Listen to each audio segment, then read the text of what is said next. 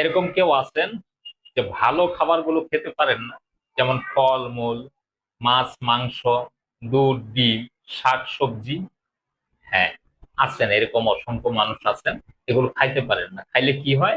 খাওয়ার পরেই টয়লেটের চাপ দেয়, টয়লেটে যায়, এইরকম কপের মতো থোকা থোকা পায়খানা হয়, পেট ব্যথা করে। এটাকে বলে আইবিএস। সম্মানিত ভিউয়ার্স, আসসালামু আলাইকুম।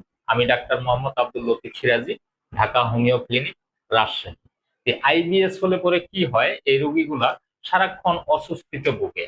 এরা কোথাও দাওয়াত খেতে যেতে পারে না, কোনো ভালো অনুষ্ঠানে যেতে পারে না, কোনো আত্মীয় স্বজনের বাড়ি যেতে চায় না। কারণ গেলে তো একটু ভালো ভালো খাবার দিবে, এই খাবারগুলো তার সহ্য হয় না। যেমন সে মাংস খেতে চায় না, মাংস খেতে পারে না, চায় পারে না, দুধ খেতে পারে না, শাকসবজি খেতে পারে না, ডিম খেতে পারে না, মসুর ডাল খেতে পারে না।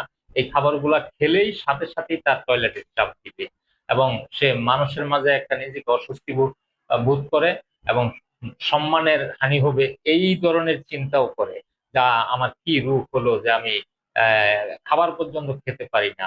তো সম্মানিত ভিউয়ার্স, এই ধরনের আইবিএস এর সমস্যা যাদের আছে, তারা একজন ভালো হোমিওপ্যাথ, রেজিস্টার প্রাপ্ত ডাক্তারের শরণাপন্ন হবেন, এবং তার পরামর্শ অনুযায়ী চিকিৎসা নেবেন। আশা করি আপনারা স্থায়ীভাবে এই রোগ থেকে মুক্তি লাভ করবেন। তো ভালো থাকবেন। আর হ্যাঁ, ভালো থাকার আগে বলছি, আহ, ভিডিওটি, পেজটি ফলো দিয়ে রাখবেন, লাইক কমেন্ট শেয়ার করবেন, এবং এরকম নতুন নতুন পরবর্তীতে ভিডিও পাওয়ার জন্য। তো ভালো থাকুন। আসসালামু আলাইকুম।